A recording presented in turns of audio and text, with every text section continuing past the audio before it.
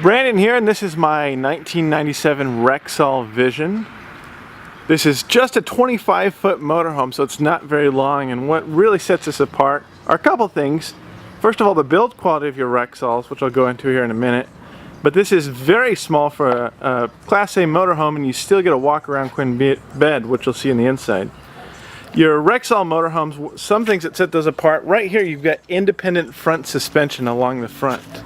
So each wheel will operate independent of each other, making it a nicer, smoother ride. And then here in the back, if you take a look, these are dualies, but you've actually got airbags that assist that suspension.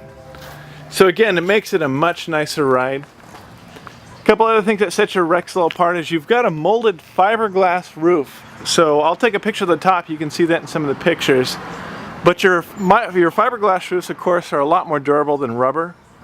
They're not going to chalk or tear. You know, they're just like the same sidewall material they use here. They use a much thicker sidewall. It's very well insulated. If you look at how thickly insulated these storage doors are. They're not the small travel trailer like half-inch doors that most of these motorhomes are going to have. Down here, this is some of that storage. Along the top here, you can see it's pass-through, so if you had longer things like chairs or fishing poles, you'd be able to put those in. Each one of them's got a light, so if you guys come out, you can see it on the other side too. You can access that easily. They all stay up by themselves. Right there, these are some shades that snap on along the front to keep the sun from beating down on there. 6-gallon water heater, it's direct spark ignition, so you just flip a switch on the inside, that'll come on. The way these Rexalls are constructed, it's almost like an airplane. It's all welded steel. So it's a welded steel body. Makes it a much more rigid coach. You don't get any of the shakes, rattles, and rolls you do in a lot of the less expensive stuff. This is a very expensive motorhome when it was new. Set up to tow. You've got a 5,000-pound hitch in the back.